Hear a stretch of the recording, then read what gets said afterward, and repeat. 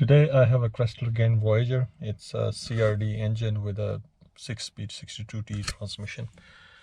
So this has a problem with its transmission, and the errors that currently it's throwing are 734, 792. 792 is a combiner speed ratio error.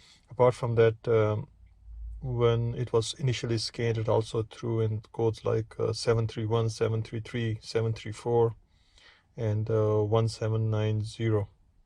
So pretty much everything is pointing to a faulty compounder, or something is wrong with the compounder of this car.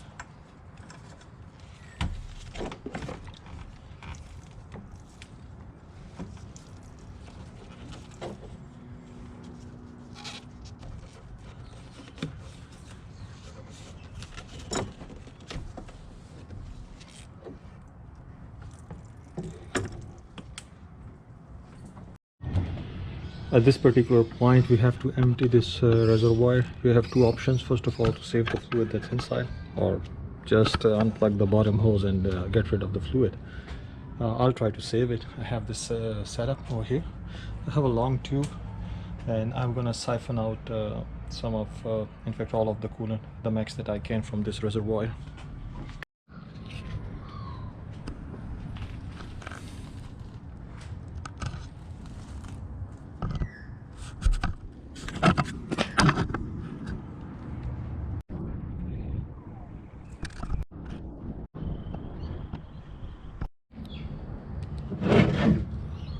So I was able to remove, I think, 2 to 3 liters, yeah, nearly 3 liters fluid by siphoning it out. On a second thought, I could have just gone and drained the fluid from the bottom, but maybe it's not required, so let's see.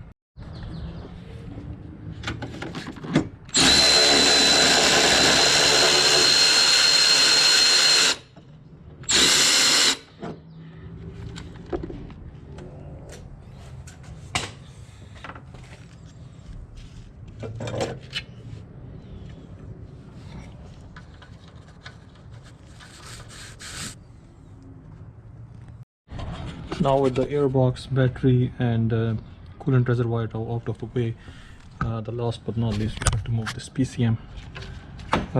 All we want to do is make this area clear, nice and tidy, so that we can work on transmission.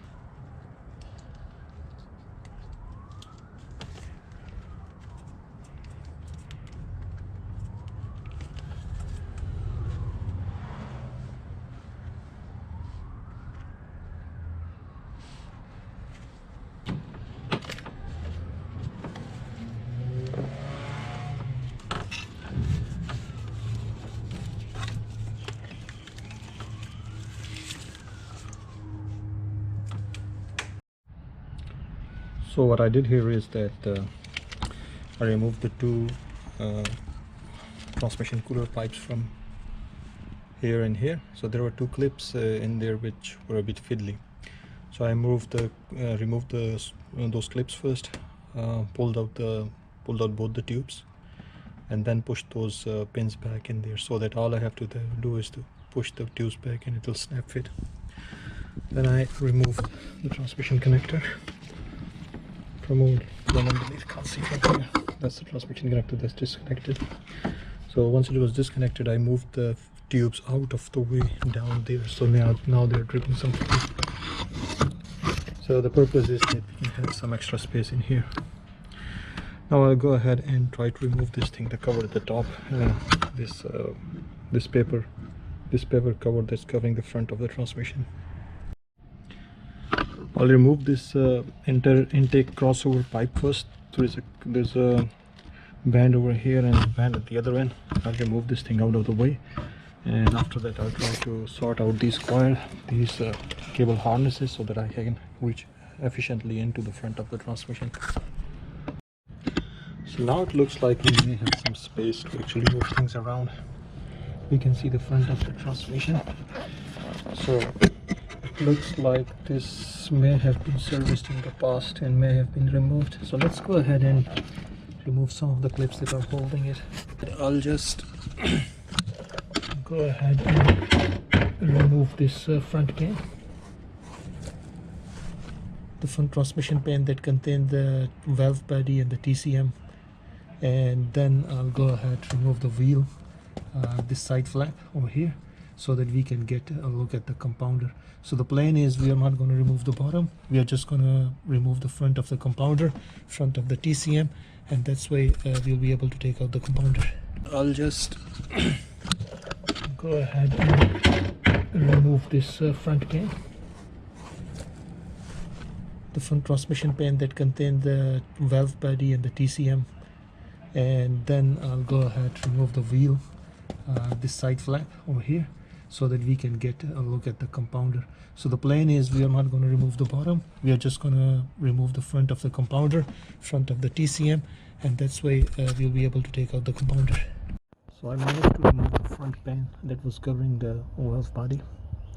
So there are a few challenges that we are looking at. First of all, we have to remove the valve body along with the 3 pipes that go into the compounder. And to remove the valve body, we have to decide that whether we have to remove the neutral safety switch or we have to continue without removing it. But regardless, we have to remove this detent pin, and also this disconnect the connector over here for the transmission neutral safety switch. So the problem with this car is that to punch out the pin to remove this neutral safety switch, you need to have some sort of visibility, which is literally none. You cannot stick your head in here and see what it is. So I think the best bet would be to continue without removing it. It will be a bit tricky, but it's possible. So what we'll do is we'll remove this first, then we'll disconnect it. Then there are 7 mm screws over here. I think there are 21 in total all around the valve body. So we'll remove it, and then we will try to pull this out, the whole valve body out. And over here there are 3, I think you can still see a side of it, yeah, 3 pipes connecting into the valve body. So we'll try to pull out the valve body while making sure that those pipes remain out. So otherwise it will be tricky to remove it at a whole setup, and this pin will not let it come out, this pin over here. So we have to make sure that we make the retain the pipe in if we do not want to remove this neutral safety switch. So the last of the 21 screws was behind this the connector of the neutral safety switch. So I have to loosen the cable from the top. After once I loosened it, I was able to move this thing right and left, and then I pulled this a bit to the left so that I can get an access behind it. So now I have all of these screws removed, so I can just go ahead and loosen this from the sides. I'll try to pull it out. You can see it's already moving. So all I need to make sure is that I have to push the 3 pipes back in while I remove this valve body. The valve body is out without any struggle. Honestly, I wasn't expecting it to come out this easily. So I also discovered that there was a broken piece of plastic. It does not have anything to do with my my effort to remove it. I think it was there, and it was broken for some previous reason which is unknown. I also have to find out if the problems that I'm having has anything to do with this broken piece, because usually all these problems have some sorts of clues here and there, so you have to figure out. So let me show you the pipes that I was talking about. So yeah, these are the 3 pipes, as you can see. These are the 3 pipes. I just removed the valve body, it came out easily. I left the transmission neutral switch, safety switch in its position, so no issues then. So all I need to do is to pull out these pipes so that it can come out of compounder, and then we'll go ahead and remove this side section, this cover, so that I can take the compounder out. So next up is this, I think it's an oil scavenger or something. So there's a tab over here which you have to press on and take it out. So this thing should come out. I'll just try removing it, and then I'll go ahead and remove this thing. So the reason I want to do is because I want to put an impact on it, and I do not have enough room, and I don't want to put key in the car because these things need a battery to operate. So I have everything removed, so I would just go ahead and remove this thing instead of using a battery to turn around the wheels. So this thing was in like this. So if you look at it here, here's a small tab that you need to push in, this way, and then you have to pull it out.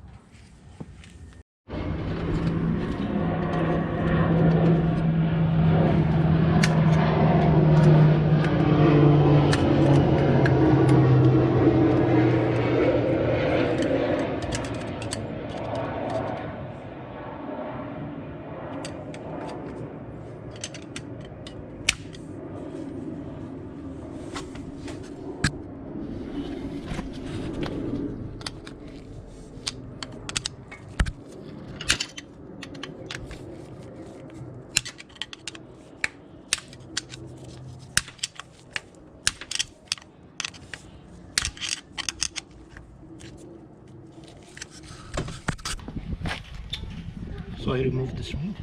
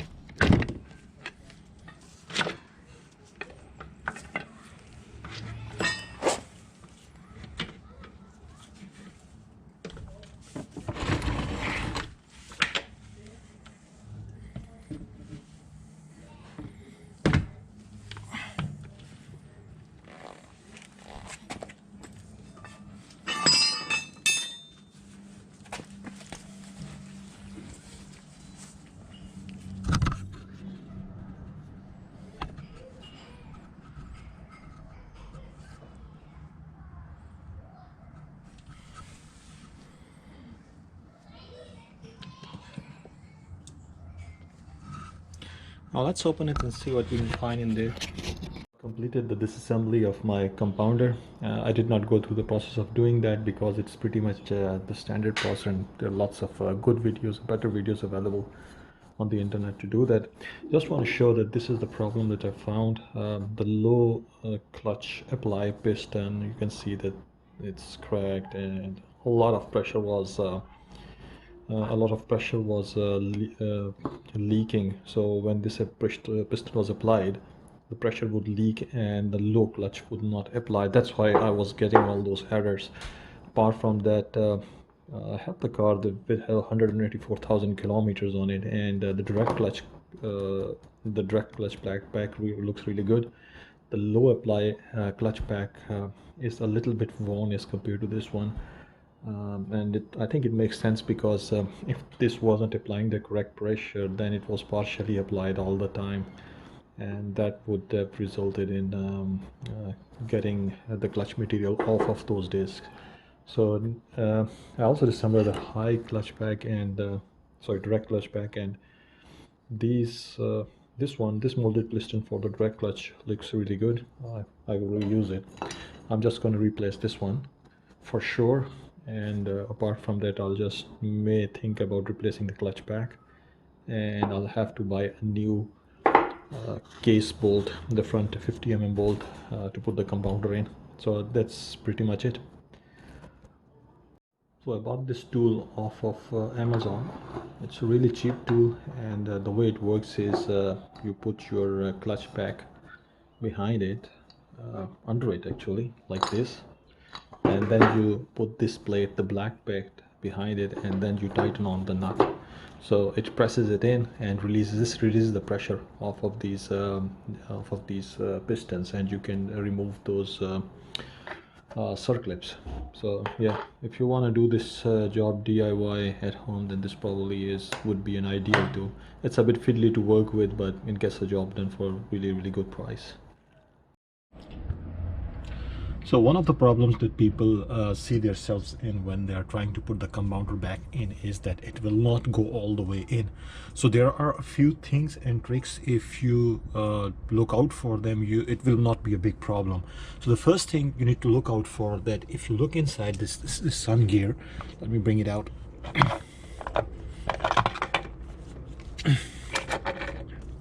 In this mechanism, you'll see a star-shaped washer at the end. The reflection that you are able to see. So make sure it's not dislodged. If you flip it, it can easily come out. So make sure it's in its place. If you have dislodged it, just remove the circlip or this thing from the sides. Pull this big thing out and put it back in again. So now carefully put it back in. And one of the reasons the compounder will not go in, because this thing is not all the way in. So make sure, take your time with it, put it in its place, just try to rotate it, wiggle it and move it in until you are happy that's all the way in. Try to rotate the inner rings and outer ring as you push it in. So once it is fully in, you'll feel that it's not going forward, or there is no wiggle space to begin with. So now take the compounder. Let me see.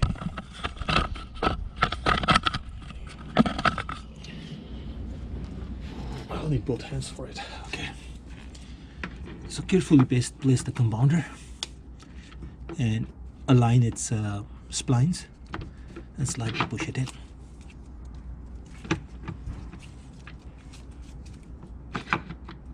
So the first hurdle would be these splines on the top and the bottom. Make sure they're fully aligned, and once you are past it, try to just wiggle it. Yeah, it's look like it's okay. Now it's in.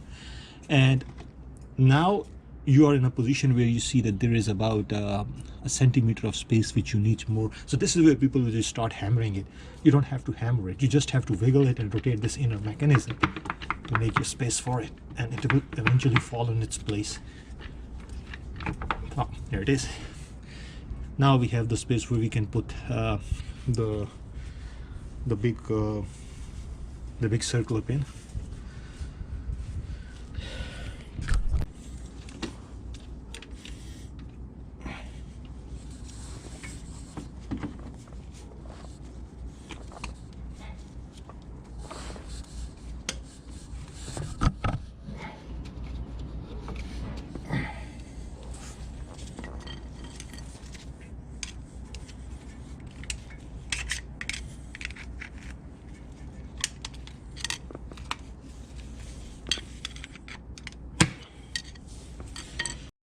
Yeah, just before you put in the pulley and the nut now on top of it, just make sure that the pipes that you can see from here are pushed in all the way in. You will hear a clicking noise, so you can use the your hand from the back here. The cover is still open, so you can push it in. Make sure the pipes goes all the way in. All right, it's in.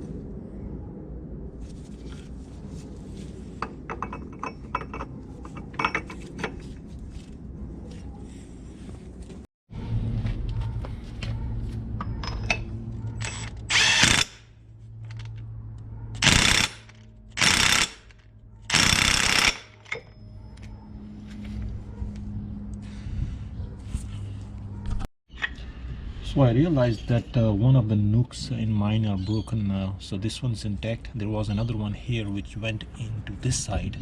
So I should have actually squeezed from both sides and taken it out. But the videos that I saw just emphasized on one nook here. So they are not one, they are two. So I broke one of mine. So be careful. I'm just going to put it this way. With only one nook, it's not going to matter too much. It's just an oil scavenger. And the cover at the back, this is going to hold it pretty good. So even if it is out this much, I can't see it interfering with the gear mechanism, so it should be okay.